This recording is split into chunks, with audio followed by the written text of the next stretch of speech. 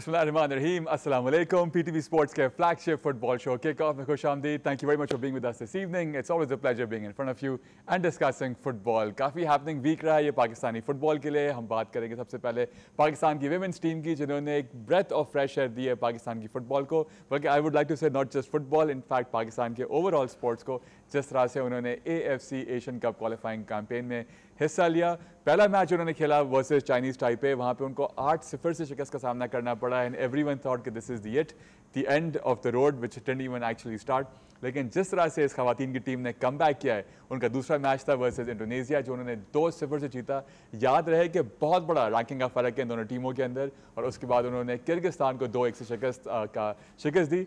Although ये team आगे नहीं क्वालिफाई कर सकी, लेकिन जिस तरह से इस टीम ने कम बैक किया है और हम नज़र आ रही है ये टीम खेलते हुए, हमें उम्मीद है कि ये बिल्कुल जो है फुटबॉल टीम जो है ओवरऑल पाकिस्तान के स्पोर्ट्स को रिवाइवल में ये अपना हिस्सा ज़रूर डालेगी। तो इसको हम डिस्कस करेंगे। उसके साथ साथ the club world cup is on and going in the USA, और उसके साथ साथ गोल्ड कप भी वहाँ पे जारी है जहाँ पे USA की टीम बाहर हुई है एंड काफ़ी अब सवालिया निशान जो हैं पड़ चुके हैं मॉरिशस पोर्टेंटिनो के ऊपर। क्लब वर्ल्ड कप पे भी काफ़ी ज़्यादा क्रिटिसिज्म हुआ कि ये जो टूर्नामेंट है स्पेशल UEFA की जानिब से और उनके जो मेन स्पॉन्सर्स हैं, उनके जो मेन स्पोक्स पर्सन हैं, उन्होंने बहुत क्रिटिसाइज़ किया। लेकिन ऑन अ पर्सनल नोट मैंने काफ़ी इस टूर्नामेंट को एंजॉय किया है। वी सॉ 6 डिफरेंट कन्फेडरेशंस, उनके जो मेन क्लब्स हैं going up against each other. हमने देखा अल हिलाल अपसेटिंग मैन सिटी, तो इस किस्म के काफ़ी हमें मैचेस देखने को मिले, तो ये हम डिस्कस करेंगे इन डिटेल। एंड इसके साथ साथ पिछले हफ्ते 2 काफ़ी अफसोसनाक खबर सामने आई हमें फ़ुटबॉल की दुनिया में। पोर्चुगल के स्टार एंड लिवरपूल के स्टार डिएगो जोटा, वो एक कार एक्सीडेंट में जो है उनका इंतकाल हुआ। वो उनके जो छोटे भाई हैं वो ट्रैवल कर रहे थे हाईवे पे and the car met with an accident. तो काफ़ी फुटबॉलिंग वर्ल्ड के जानिब से इस चीज़ पे रिएक्शन आया है, और सिर्फ उनकी बहुत कम उम्र थी और इस तरह से जाना इतनी यंग एज में, इट्स वेरी सैड इंडीड। उसके साथ साथ फ़लस्तीन के फ़ुटबॉल प्लेयर वो जो है इजरायली बर्बरियत का सामना उनको हुआ and he also passed away unfortunately. जिस तरह से फीफा ने और फुटबॉल की वर्ल्ड ने डिएगो जोटा को जो है उन्होंने कमेमोरेट किया, उस तरह से फ़लस्तीन के फ़ुटबॉल प्लेयर पे नहीं फोकस किया गया। बट ऑब्वियसली हम दोनों चीज़ों के ऊपर बहुत ही ज़्यादा अफसोसदा हैं एंड सैड, एंड उम्मीद है कि the family and friends find the strength to move on. चलें जी, let's get the show on the road.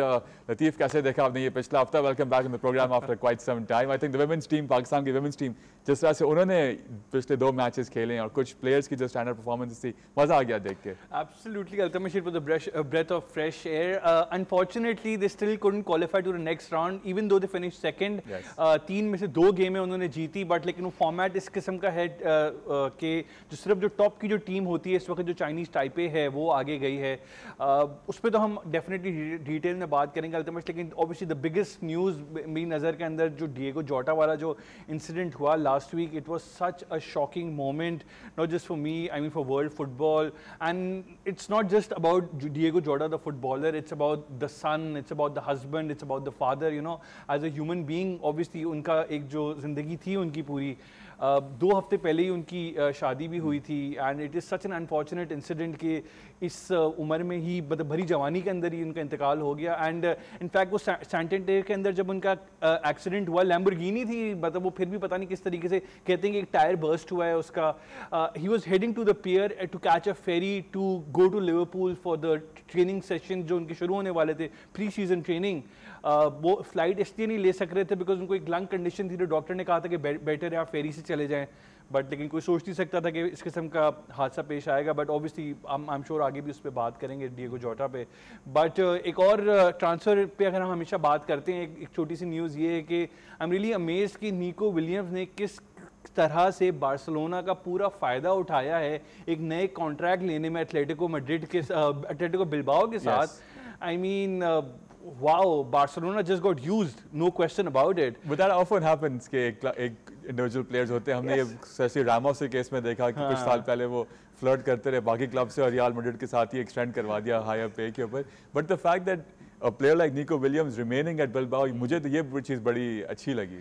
हाँ ये चीज अच्छी तो अल्तमश, लेकिन we like to see the top players in the Champions League, right? अब बिलबाओ हर सीजन तो क्वालिफाई करता नहीं है, तो मैं ज़्यादा मतलब प्रेफर करता कि शायद वो बिलबाओ वो शायद चैंपियन लीग के अंदर हमें देखने का मौका मिलता है। तो that is how you push yourself to the next level by competing for the top honours, but अब ये हो नहीं सकेगा। अंदर की न्यूज़ अल्तमश ये है कि he wanted written guarantee by the Barcelona team के अगर उसकी रजिस्ट्रेशन नहीं होती है बाय 31 अगस्त, बिल्कुल ला लीगा के साथ आपको पता है रजिस्ट्रेशन के इश्यूज चलते रहते हैं, तो उनको एज अ फ्री ट्रांसफर जाने दिया जाए। तो वो बार्सिलोना रिटन में ज़ाहिर देना नहीं चाह रहे थे बहरहाल, लेकिन गिवन द फैक्ट कि बार्सा का पिछले 2 साल में जो रिकॉर्ड रहा है रजिस्ट्रेशन के साथ, आई थिंक निको विलियम्स ने बिल्कुल ठीक किया कि रिटर्न गारंटी मांगी उनसे। बट इसी बात पे चलते हैं हमारे दूसरे मेहमान की जानिब। Good to have you back on the show as well Usman Malik, how are you? All well? All well Altamash, लेकिन बहुत अफसोस के साथ यहाँ पे बैठा हूँ और डेफिनेटली ऐसा फील हो रहा है कि जैसे कोई घर का फैमिली मेम्बर जो है वो चला गया है, बिकॉज 5 साल का जो एक साथ था, चाहे वो प्लेयर और फ़ैन के बीच में हो या क्लब या फ़ैन के बीच में हो, उसमें जो मेमोरीज़ क्रिएट होती हैं, जो होता है आप उसी के साथ जो है जुड़े रहते हैं और फिर एक टाइम आता है कि आप यकीन नहीं करते कि क्या होता है। तो किसी ने कहा था, बिल शैंकली के अल्फाज थे कि football is not a matter of life and that is much more than that, लेकिन I personally disagree today because I think life is much more important. और एक हफ़्ता पहले या 10 दिन पहले शादी डियोगो जोटा की हुई, 5 साल लिवरपूल के साथ रहे, 75 goals he scored, what a great team man, what a great family man, 3 बच्चे और 3 बहुत ही प्यारे पेट्स थे उनके। और कभी जो है हमने फुटबॉलिंग वर्ल्ड या फुटबॉलिंग मैचेस के अंदर कभी ऐसा देखा नहीं कि उनके अंदर कोई ऐसा ईगो या एग्रेशन, बड़ा ही एक हम्बल किस्म का इंसान, always a team player, bench से आते तब भी जो है टीम का साथ देते और बड़े मैचेस जिताए उन्होंने। मैंने उनकी बैक स्टोरी पढ़ी, जिस स्ट्रगल से वो यहाँ तक पहुंचे थे, वो भी बहुत एक लेसन सबके लिए, किस तरह से स्ट्रगल करते हुए वो यहाँ तक पहुंचे वो। बिल्कुल, और उनके खुद के जब वो छोटे थे उनके फादर की डेथ हो गई थी। बिल्कुल, और अब जो है जो उनके पेरेंट्स हैं वो दोनों अपने बेटों को खो चुके हैं। और किस्मत और life, I think it's very uncertain. Her moment को मैं समझता हूँ इंसान को सोचना चाहिए, उसको उसका शुक्र अदा करना चाहिए हर अच्छे, क्योंकि वक्त का कुछ भरोसा नहीं है। इत्तेफाक ये है कि एक छोटी सी लंग्स का एक इशू था जिस पे उनको एक माइनर सर्जरी करानी थी और उसकी वजह से ही वॉज बीन सजेस्टेड कि not to travel by air. हालांकि वो कर भी लेते तो शायद कोई ऐसा इशू नहीं होता, but just for that matter. और उसके लिए उनको जो है सेंटेंडर से फेरी लेके लिवरपूल जाना था, जो आज ट्रेनिंग कैंप शुरू होता है। और किसी को क्या पता था कि डियोगो जोटा हम में नहीं रहेंगे। और अभी शो से पहले आपसे बात भी हो रही थी और he was the right contender to actually take Ronaldo's place as a striker, because Ronaldo is Ronaldo, legend of the game no doubt. लेकिन बड़ा आगे फ्यूचर था उनका, फॉर पोर्चुगीज टीम ऑल्सो बड़े पोटेंट जो है वो स्ट्राइकर थे, और फॉर लिवरपूल ऑल्सो। और आगे बहुत कुछ देखने को था, लेकिन मैं समझता हूँ बस जब वक्त आ जाता है और इंसान, ये बहुत बड़ा एक लेसन है। I think the whole club Liverpool is mourning, every club is mourning. मैंने यूनाइटेड के ट्वीट्स देखे, मैंने चेल्सी देखा, यहाँ पे सब एवर्टन के देखा, यहाँ पे सब इकट्ठे हो गए, सारी राइवलरी खत्म हो गई। और आई थिंक यही चाहिए इस चीज़ को। So rest in peace, Diego Jota. Absolutely, and all the other players and the Palestinian player as well. आगे बढ़ते हैं जी, चलें, the show must go on. Let's talk about the Pakistan women's national team, which have really made the nation happy. And जैसे मैंने पहले कहा show के शुरुआत में कि अगर पाकिस्तान में स्पोर्ट्स का रिवाइवल होता है, so this Pakistan women's team will definitely be a part of that. जिस तरह से उन्होंने इंडोनेशिया को 2-0 से हराया और फिर किर्गिस्तान को 2-1 से हराया. Let's enjoy the highlights and then discuss these two matches.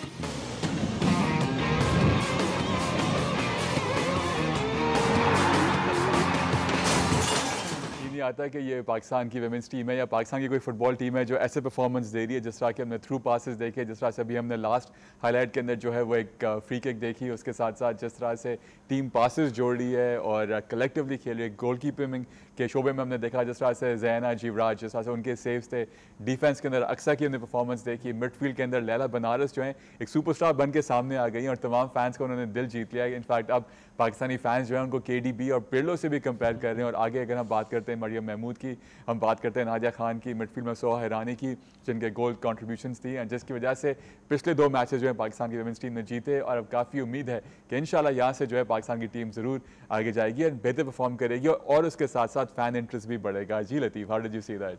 What a pleasure it was to see a Pakistan football team, performing so well on the international stage. In fact, it was their first ever win in an Asia Cup qualifying game against Indonesia, जो पहली victory आई थी।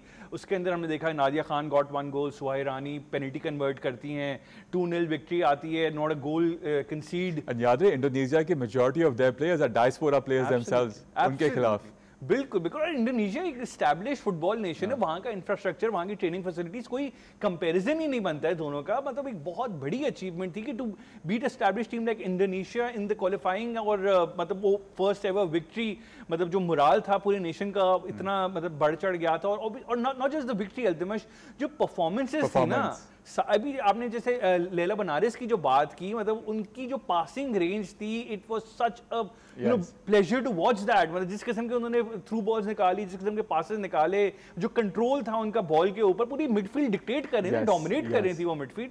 That was something exceptional. And obviously Zaina के जो saves थे, the goalkeeper no question, Nadia Khan again, Mariam Mahmood got a brace against Kyrgyzstan, मतलब उन्होंने उसमें से एक पेनल्टी थी लेकिन एक दूसरा गोल था उसके, किर्गिस्तान गॉट 1 गोल बैक, लेकिन फिर ऑब्वियसली एक डिफेंसिव उन्होंने एक सॉलिडिटी मेंटेन की and they grinded out that victory 2-1। तो Kyrgyzstan again very established nation, कोई छोटी टीम नहीं है। मतलब अगर आप रैंकिंग का डिफरेंस देखें तो कोई मतलब मुकाबला ही नहीं है। इस वाले मैच में जो हमारी कप्तान है मारिया खान, वो भी क्योंकि थोड़ी सी उनको इंजरी थी, वो खेल भी नहीं पाई थी। एग्जैक्टली, मारिया खान भी नहीं खेल पा रही थी। सो अल्तमश, इनफैक्ट जो PFF के जो प्रेसिडेंट हैं गिलानी, उन्होंने भी कहा कि जिस किस्म की फाइटिंग स्पिरिट दिखाई थी और जो कैरेक्टर दिखाया था प्लेयर्स ने, वो खराज तहसीम है। And obviously they need all the support and all the motivation, because जो बेसिक्स नजर आ रहा है, जो स्ट्रक्चर जो नजर आ रहा है, जो इंग्रेडिएंट्स प्लेयर्स के अंदर जो नजर आ रहे हैं, I am sure they can go a long way and they can make Pakistan football really proud. Definitely. जी उस्मान, देखिए मैं बात ही करता हूँ कि फ्रेंच जो टीम है वो ज़्यादातर इमिग्रेंट्स की टीम है और अफ्रीकन प्लेयर्स हैं जो ठीक है वहाँ से वो खेलते हैं। इवन कतर का हमने देखा जो एशियन कप जीते हुए हैं, और ज़्यादातर बाहर के लोग हैं। हमारे वो लोग हैं जो बाहर जाते हैं जहाँ उनको कहीं ना कहीं अच्छी फैसिलिटी, एक उनको ट्रेनिंग फैसिलिटी मिलती है और वो सारी चीज़ें होती हैं, और उसका रिजल्ट अब आपको नज़र आ रहा है। आप अंदाज़ा लगाएं कि हमारी कौम के अंदर कितना टैलेंट है। और इवन अगर हम एक्सपर्ट्स की भी बात करें, जब उनको मौका मिलता है तो वो अब दिखा रहे हैं। क्या ही अच्छा हो कि अगर हम अपने आप को भी उसी तरह से डिज़ाइन कर लें और वो सारी चीज़ें कोशिश कर लें। शायद उस तरह से तो नहीं कर सकेंगे, लेकिन एटलीस्ट एक सही माहौल प्रोवाइड कर दें। तो यहाँ जो हमें एक्सपर्ट्स का टैलेंट नज़र आ रहा है, मिक्सिंग अप विद जो लोकल टैलेंट है, आप अंदाज़ा लगाएं कि हम कितना आगे जा सकते हैं। एक ज़माने में जब हॉकी का बड़ा चर्चा होता था, हमने वर्ल्ड कप भी जीते, ओलंपिक्स भी जीते, और बड़ा एक हॉकी के अंदर वो था।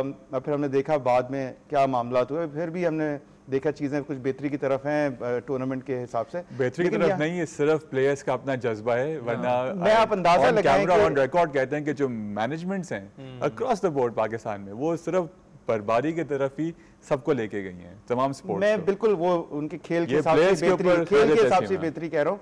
तो आप देखें कि कितना टैलेंट है हमारे पास।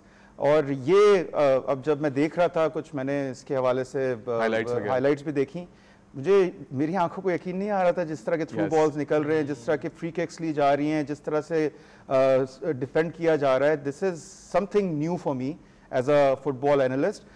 लेकिन कमाल है। आई थिंक आप दोनों की बात सुन के आई एम वेरी सर्टेन कि अब आप लोग भी जो मैचेस हैं फ्रीक्वेंटली देखा करेंगे शौक से, क्योंकि पहले ये था कि अच्छा क्यों देखें ये, now they are giving you a reason. अब जज्बा बिल्कुल अब बिल्कुल एक चीज शौक आ रही है और इसके अंदर जरूर हम definitely we get into it और बिल्कुल एक खुशी भी होगी। और जो आपने बात की लैला बनारस की तरह, उनकी एक स्पेशल उन फैंस ने, मजे की बात ये कि फैंस इतना इंटरेस्ट ले रहे हैं कि फैंस ने ही जो है एक सोशल मीडिया पे क्लिप बनाया था जो हम शेयर करें, will give them due credit as well। Laila Banaras की एक हाईलाइट रील है, जरा आपके साथ शेयर करते हैं कि किस तरह से मिडफील्ड को उन्होंने बॉस किया इन मैचेस के अंदर।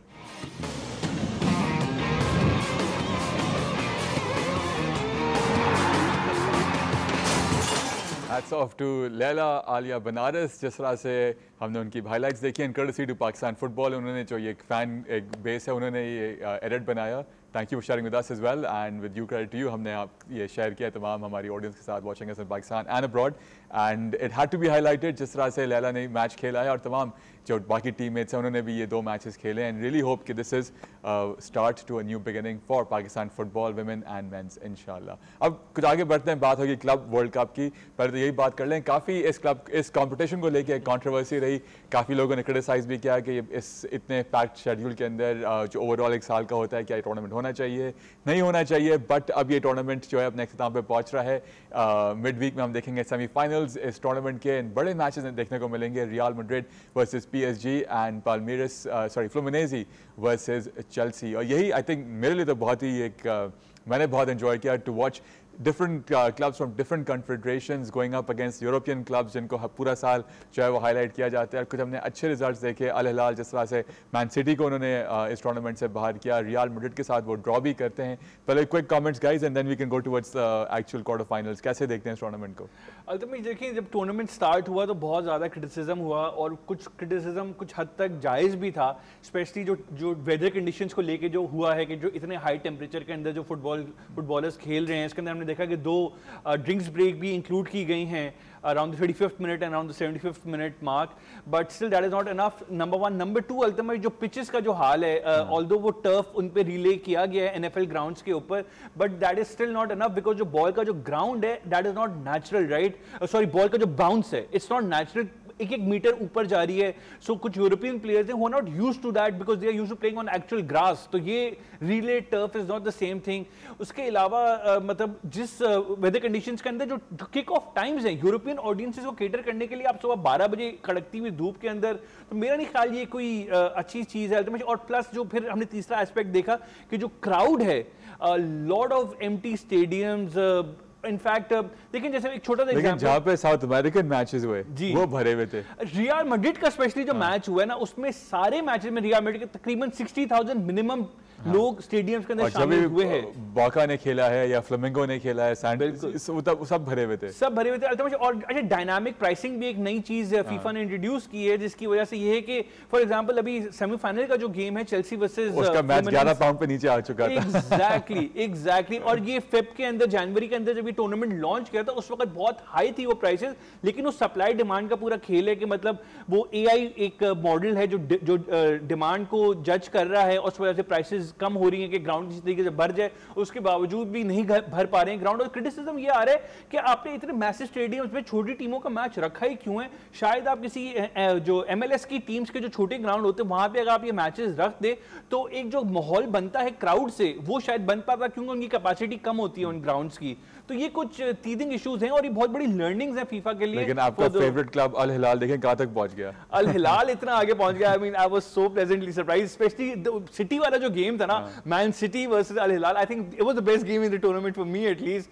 जिस किस्म का कमबैक किया और जो मैन सिटी को जो उन्होंने हाई किया है, पेप गार्डियोला की शक्ल, और I was completely rooting for Al Hilal in that game and I loved it. मेरा फेवरेट मीम था, उसके बाद किसी ने बनाया बेन का जो एक फेमस डायलॉग है द डार्क नाइट के अंदर, You were born in this, I was born in this, तो बेसिकली वो ये दिखाते हैं, बेन है, वो कह रहे हैं you adapted oil, we were born in it। City को कह रहे हैं अल हिलाल वाले। anyhow that's a meme। जी उस्मान क्या कहेंगे? जी बिल्कुल, चूँकि अगला वर्ल्ड कप US में होना है, आई थिंक अगर तो ये क्राइटेरिया है क्लब वर्ल्ड कप का, तो इसमें काफ़ी सवाल निशान है। ऑफ कोर्स US के अंदर ये कोई पहला वर्ल्ड कप नहीं हो रहा, डेफिनेटली 94 में भी हुआ था, तो हम देख सकते हैं कि इस तरह से यूरोपियन लेवल की तो they are not develop like that, और दे डोंट, फुटबॉल को सॉकर कहते हैं, और द वे द हाइप जो ऑडियंस की भी है वो डेफिनेटली होनी तो साउथ अमेरिकन क्लब्स के लिए होगी, बिकॉज कितनी सारी पॉपुलेशन है जो US के अंदर है वहाँ की, और इमिग्रेंट्स हैं।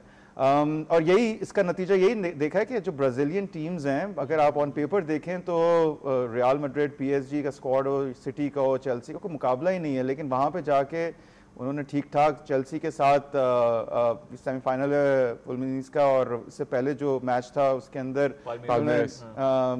जो है वो रिजल्ट हमने देखा था, ड्रॉ हुआ था शायद, और सिटी का हमने देखा अल हिलाल से। खैर सिटी का तो पेप गार्डियोला कब से बोल रहे हैं कि it's gonna be very tough for them, तो उस लिहाज से शायद अगर हम देखें तो यूरोपियन टीम से स्ट्रगल की, लेकिन देखा जाए तो 3 टीम्स ऑलरेडी सेमीफाइनल में आ चुकी हैं, एक ब्राज़ीलियन टीम है और यहाँ मुझे थोड़ा सा लग ये रहा है कि शायद हमें जो है वो PSG और फुलमिनीस का शायद देखने को मिले, क्योंकि अभी हम मैच पे बात करेंगे जो चेल्सी की परफॉर्मेंस थी बड़ी अच्छी बात करेंगे, लग ये रहा है। बट बिसाइड रियल मैड्रिड भी ठीक है, काफी इंप्रूव हमें नजर आया। ये क्वार्टर्स की बात करते हैं, फिर इस पे हम एनालिसिस पे आ जाएंगे। तो एक जो पहला क्वार्टर फाइनल हम डिस्कस करेंगे, that is real Madrid versus Borussia Dortmund. 3-2 से रियल ये मैच जीता है। जरा इसके हाइलाइट्स देखते हैं, फिर आगे बढ़ते हैं।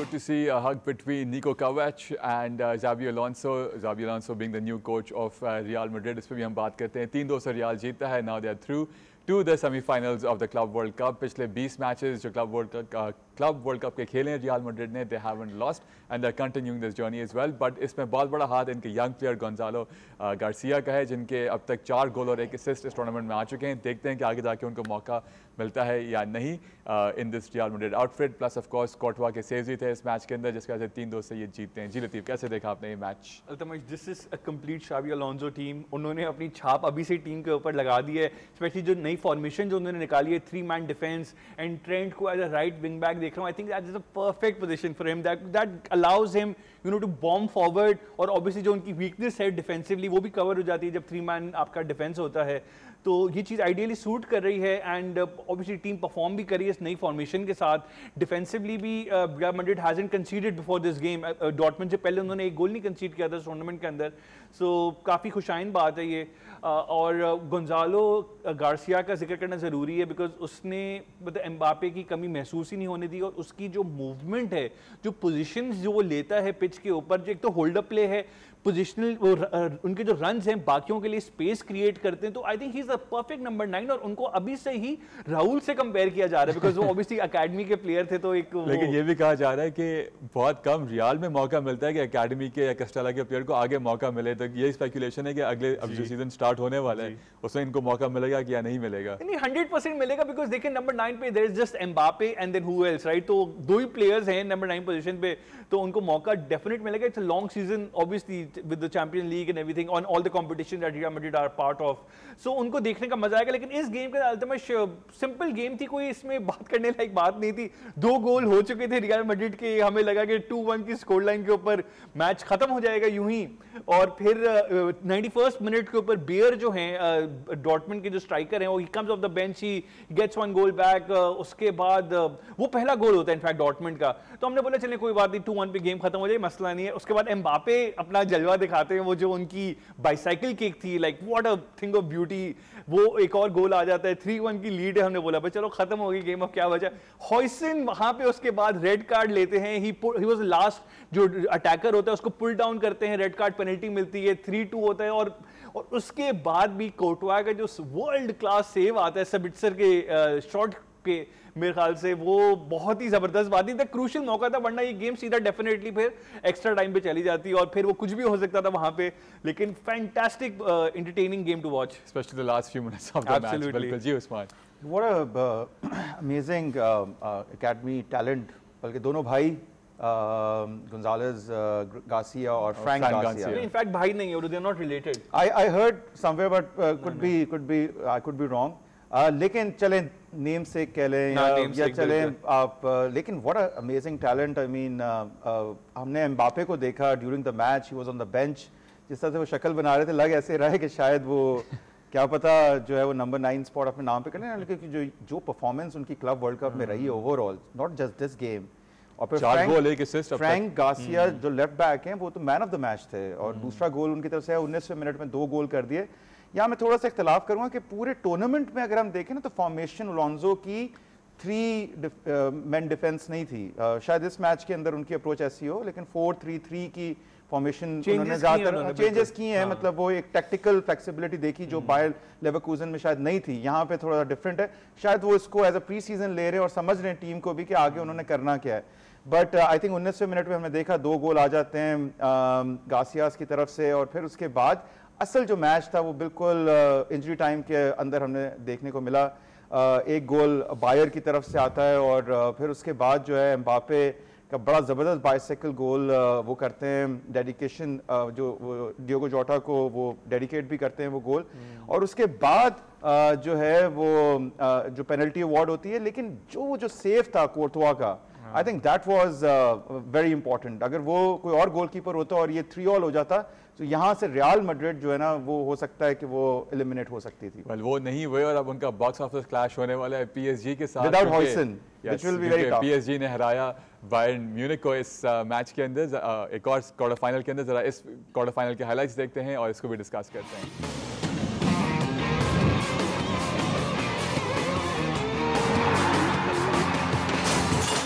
जिस तरह से लुई एनरिके सेलिब्रेट कर रहे हैं, लग रहा है उन्होंने एक और चैंपियंस लीग जीत ली है, लेकिन जिस तरह से वाकई पीएसजी का मोमेंटम रहा है, दे वन द चैंपियंस लीग, और यहाँ पर भी अब यही लग रहा है कि they are the hot favourites to win the club world cup as well. What a turn around for this PSG team and the way Luis Enrique and his players are responding to the call of PSG. Doue और Dembele जो है इस match में goal score करते हैं, but towards the end PSG were down to 9 man. उसके बावजूद they were able to keep Bayern Munich out, and इस मैच का अनफॉर्चुनेटली एक और जो बड़ा टॉकिंग पॉइंट बना वो जमाल मुसियाला की इंजरी थी, जब उनका एक क्लैश होता है डोनारूमा के साथ, the goalkeeper of PSG. No fault of Donnarumma, एक बस हो जाता है इस तरह से, लेकिन लग रहा है कि जो मुसियाला, जमाल मुसियाला की जो इंजरी है वो काफ़ी सीवियर इंजरी हो सकती है, एंड होपफुली उनका सीजन इम्पैक्ट इतना ज़्यादा ना हो। But Latif, how do you see this match and PSG? Ultimately impact तो हो गया है। अभी जो इनिशियल डायग्नोसिस आ रहे हैं कि मतलब it's a broken foot plus a dislocated ankle, तो सिंपल 4-5 महीने के लिए तो वो बाहर हैं, इसमें तो कोई शक वाली बात नहीं। जनवरी में एक्सपेक्ट किया जा रहा है कि आफ्टर द विंटर ब्रेक शायद वो वापस आ सकें। It's very sad, very unfortunate, nobody likes to see that on a football pitch. और ऑब्वियसली जो प्लेयर्स का जो रिएक्शन था उसके बाद, और इनफैक्ट मैनुअल नॉयर ने फिर आड़े हाथों लिया डोनारूमा को और कहा कि भाई कि मैंने पिच पे ही डोनारूमा कहा था कि भाई तुम जाके एक बार पता करो प्लेयर की क्या हेल्थ है, और ये टैकल अवॉइडेबल था, इसकी जरूरत नहीं थी। इस किस्म की उन्होंने बातें की हैं डोनारूमा के बारे में, बट लेकिन I am sure there is no malice involved in his heart. देख के नजर आ रहा था कि जो हो जाता है एक स्ट्राइकर और या एब्सोल्युटली इस जगह ऐसी पोजीशन पे। बिल्कुल, तो अल्टीमेटली 45th मिनट हुआ, उसके बाद सेकंड हाफ में मुझे लगा कि थोड़ा मोटिवेटेड नजर आया मुझे Bayern Munich. They played well in the second half. Donnarumma और नॉयर दोनों को सेव्स काफी करने पड़े, दोनों ने एज अ गोलकीपर अच्छी परफॉर्मेंसेस दी। सेकंड हाफ में फिर अपनी लोहा मनवाने के लिए they had to do switches of play एक फ्लैंक से दूसरे फ्लैंक पे, बिकॉज बायर्न म्यूनिख इतना स्पेस नहीं दे रहा था। जो पहला गोल आता है, obviously who else but Doue, you know he likes to perform in the big games. मतलब आप लीग स्टेज में इतना कुछ नहीं किया, लेकिन जब नॉकआउट स्टेज आता है तो फिर वो बताते हैं कि भाई वो कौन है। एंड जाओ नेवेस का जो पास था उनके लिए और उनकी जो शानदार फिनिश थी, उसके बाद जब पाचो को रेड कार्ड मिलता है, जब 10 मैन हो जाते हैं, वहां पे एक हैरी केन का एक ऑफसाइड गोल होता है, वो कुछ सेंटीमीटर से थोड़ा ऑफसाइड थे हैरी केन। उसके बाद फिर जब वो 9 मैन होते हैं बायर्न म्यूनिख, वहां पे इस किस्म का मतलब गोल निकालना काउंटर के ऊपर, ऑब्वियसली मतलब हकीमी का मैं बहुत ज्यादा यहाँ पे उसको दाद देना चाहूंगा कि 3 डिफेंडर्स को उन्होंने अपनी ड्रिबलिंग से बीट किया है, और वो आखिर में जो डेम्बेले के लिए जो पास निकाला है और डेम्बेले की जो फिनिश थी, I mean it was absolute thing of beauty. And again उन्होंने भी फिर वो डिएगो जोटा वाली सेलिब्रेशन की उनको ट्रिब्यूट देने के लिए, लेकिन it was very entertaining game ultimately. और अब नजर नहीं आता कि कौन रोक सकता है पीएसजी को। PSG are playing football on a different level, specially जो मिडफील्ड की जो मूवमेंट है और जो पेस इंटेंसिटी जो पासिंग है। सो यू फील के रियाल को आउटकम कर लेंगे, बात करेंगे मुश्किल होगा रियाल के लिए बहुत ज्यादा। जी उस्मान, मैं समझता हूँ first half was completely dominated by PSG, और बाकोला का जो एक स्ट्राइक थी वो रोका। 2-3 एरर्स जो है वो हमें नजर आए नॉयर की तरफ से, जो कि it could be easily B scored. दूसरी तरफ ये मैं समझता हूँ कि जो टोटल डोमिनेंस थी, 4 या 5-0 हो जाता फर्स्ट हाफ की अगर परफॉर्मेंस की बात करें, लेकिन फिर भी 2 गोल आ जाते हैं। उसके बाद हमें एक इंजरी देखने को मिलती है, 2 रेड कार्ड्स के बाद, या इवन जो 45th के बाद जो गोरेट्स्का को भी मिला, और फिर डेफिनेटली ये जो चैलेंज था उसके बाद भी, तो मौका ज़रूर था, लेकिन फिर भी जो एक प्रॉपर पेनिट्रेशन, और ये आपको बताते चले कि आखिरी मैच था थॉमस मुलर का भी, अब वो हमें कभी बायर्न शर्ट पे नजर नहीं अच्छा यही मुझे मजे की बात लग रही है, बात हो रही है मुलर चले गए, इतने सारे बायर्न के स्टार्स चले गए, खासकर नंबर 10 चले गए। नॉयर जो है हाँ, वो टिके हुए, वो कहीं नहीं जाते, वो इंस्टीट्यूशन है बायर्न का वो। हालांकि मिस्टेक्स है creeping into his game, Yes, ये कोई अच्छी बात नहीं कि वो अभी तक वो टिके हुए हैं। अभी तक अब जो उनकी गेम में डिप भी नजर आ रहा है, जो 2 एरर्स उन्होंने कमिट किए यहाँ पे, पीएसजी के पास पूरा मौका था। और तो उनके जो नंबर 2 गोलकीपर थे व्हाइल ही वाज अवे, उनकी इंजरी थी, हां, यान सॉमर, वो अच्छी परफॉर्मेंस दे रहे थे। नॉयर फिर आए, फिर चैंपियंस लीग फाइनल उनकी जगह खाया, उनको फिर इंटर मिलान जाना पड़ नहीं, गया। लेकिन चैंपियंस लीग फाइनल में तो उन्होंने बहुत गलतियां की थी, बट एनीवेज वो नॉयर हाँ। देखिए एक तो देखें हर चीज, हर बायर्न का एक डीएनए है, वो हमेशा हमने देखा है, चाहे मुलर हो, चाहे रिबरी हो, चाहे रॉबिन हो, चाहे नॉयर हो, या इससे पहले हमने श्वाइनस्टाइगर देख लिए, वो हमेशा हमने देखा है कि रिटायर होके ही जाते हैं ज़्यादातर जो है। अगर मैच की बात करें तो यहाँ पे पीएसजी को ऐसा थ्रेट नहीं था, इवन दो वो 10 मैन थे, फिर 9 मैन हुए, और फिर उसके बाद जो एक ऑफसाइड गोल वो एक मौका था, और उसके बाद पूरी टीम कमिट कर गई आगे, और फिर वो 9 मैन ने जाके जो है वो और जाके जो है वो परेशान किया बायर्न को, बिल्कुल टूवर्ड्स द एंड में बात कर रहा हूँ। तो यहाँ ज़रूर सोचने की ज़रूरत है। पीएसजी तो चैंपियंस लीग जीत के आ रही है और लग रहा है कि टूर्नामेंट के फेवरेट है, लेकिन यहाँ पे जो एक फाइट देखना चाह रहा था मैं बायर्न म्यूनिख की तरफ से, वो नज़र नहीं आई। ओके चलें जी, आगे बढ़ते हैं, बात हो जाएगी अल हिलाल वाले मैच की। अनफॉर्चुनेटली यहाँ पे जो है उनका सफ़र आके रुका। काफ़ी एक्साइटिंग टीम थी वो इस टूर्नामेंट की, और जिस तरह से उन्होंने परफॉर्मेंसेज दी और फिर मैन सिटी को भी हराया, यहाँ पे जो है आके वो उनकी ब्रेक लगती है। Let's have a look at the highlights for this match.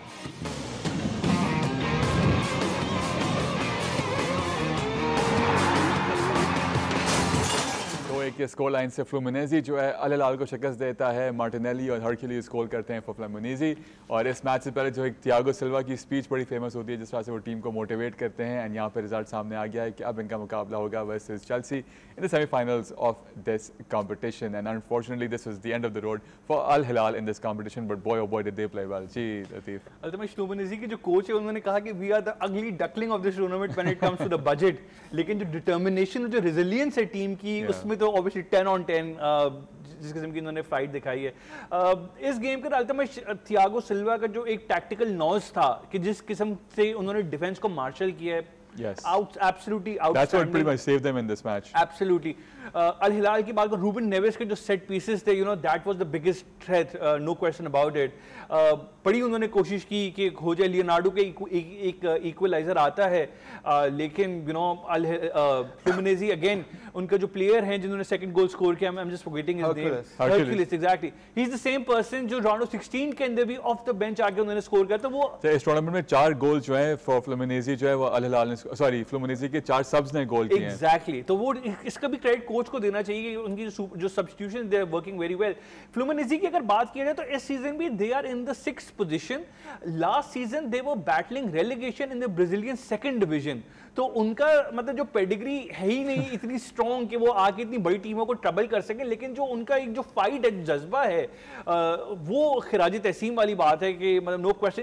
इस मैच में भी they just had 2 shots on target and they score 2 goals, simple.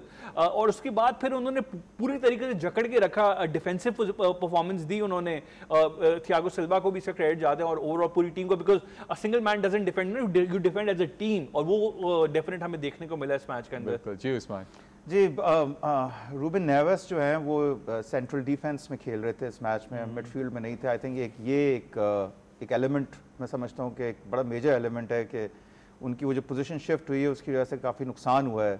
और जो दूसरा गोल आया हरकुलिस का, उसमें गलती जो थी वो रूबन नेवेस की थी, नहीं तो ये स्कोर लाइन शायद 1-1 होती, क्योंकि जितनी बेहतरीन परफॉर्मेंस अल हिलाल की थी अगेंस्ट मैनचेस्टर सिटी, खासतौर पे जो गोल कीपर है बोनू, यहाँ पे मैं समझता हूँ कि ख़ास तौर पे जो मेकशिफ्ट डिफेंस है उसकी वजह से नुकसान उठाया।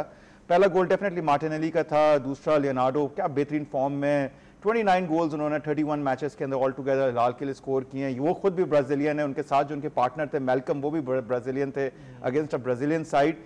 लेकिन जो वो टीम थी फ्लुमिनेजी, वो शायद उस पूरे इन्वायरमेंट को और उस पूरी टर्फ को बहुत बेहतर समझती थी compare to Al Hilal in terms of tactics. और जैसा कि लतीफ़ ने भी कहा कि 2 शॉट्स से और 2 गोल आए, और यही रिजल्ट था जो टीम हम ये समझ रहे थे कि आफ्टर सिटी को हराने के बाद शायद वो सेमीफाइनल खेलेगी, वो ख्वाब भी चकनाचूर हो गया। और अब हमें जो है शायद हमें इस टूर्नामेंट का विनर को ब्राज़ीलियन टीम अब नजर आती है। 4 टीम्स हैं उसमें से एक ही है, वो एक ही है ना, एक ही है। और लेकिन बाकी जो पिछले 2 सीजन थे और बड़े बड़े प्लेयर्स भी उन्होंने लूज किया, आंद्रे जैसा प्लेयर जो है वो वुल्व्स चला गया।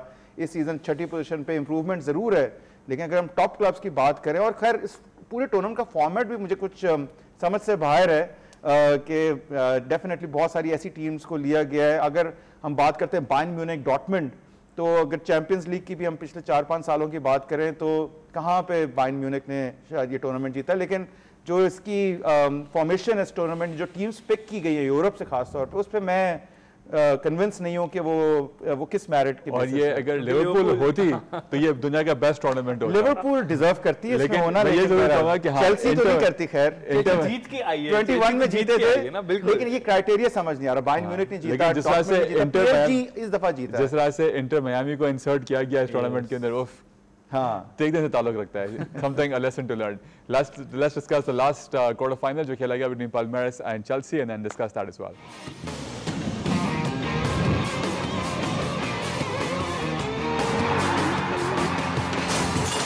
2-1 से चेल्सी ये मैच जीता है, outclassing their Brazilian opponents and make the way to the semifinal, जहां इनका एक और ब्राजीलियन टीम से मुकाबला होगा, फ्लूमिनेजी। एंड इस मैच में जो 3 गोल स्कोर किए गए, 2 चेल्सी के, 1 पाल्मेरस के, हम ये ज़रूर कह सकते हैं कि तीनों गोल जो हैं वो चेल्सी के प्लेयर ने ही स्कोर किए, क्योंकि जो पाल्मेरस की जानिब से जो गोल आया वो भी अगले सीजन हमें वो प्लेयर जो है नज़र आने वाले हैं चेल्सी के अंदर। जी लतीफ़ जी, अल्तमिश सबसे देखें जो डिफरेंस था ना इस गेम के अंदर, कोल पामर को नंबर 10 पोजीशन पे फ्री रोल दिया गया in the round of 16।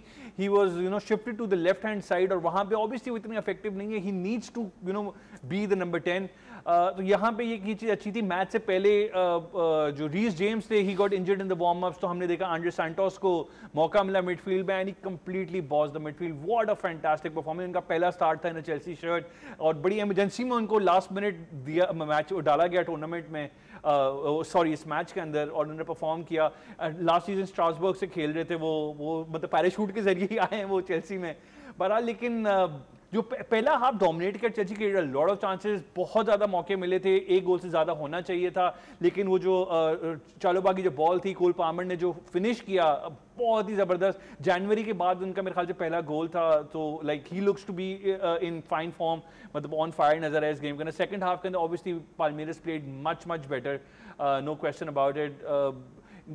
Gusto was lucky कि वो गोल आ गया। इनफैक्ट वो एंड में मैंने देखा था जो वेबिटन जो कीपर थे, उनको एज अ ओन गोल दिया गया है, अनफॉर्चुनेटली छीन लिया गोल ये गुस्टो से। लेकिन एस्टेवाओ 1 मैन आर्मी था, सबसे जो मेजर थ्रेट था फ्लूमिनेजी के लिए वो यही था, नॉट पाल्मेरस के लिए, सॉरी, एस्टेवाओ ही थे, और उनकी जो फिनिश थी। We can't blame you Latif, ये टूर्नामेंट साल में अब 4 साल में एक दफा होगा, एग्जैक्टली, इतना देखते नहीं है सो मेनी ब्राजीलियन क्लब्स को Estevao. Ji Latif, I think very lucky game for Chelsea, और नहीं तो हमें शायद 2 ब्राजीलियन टीम्स का सेमीफाइनल देखने को मिलता, लेकिन 4 प्लेयर या 5 प्लेयर्स अभी फिर साइन कर लिए। $1.2 बिलियन से ज्यादा की स्पेंडिंग चेल्सी ने की है। 1.6 कर दिए Marshall, thanks for correcting me. 1.6 करने के बाद सिर्फ और सिर्फ उनके हाथ में कॉन्फ्रेंस लीग आई है, तो अब अगर क्लब वर्ल्ड कप के सेमीफाइनल से वो ले भी जाते हैं, और फाइनल में मैं नहीं समझता कि वो PSG इवन रियल मैड्रिड को आउट स्कोर करेंगे।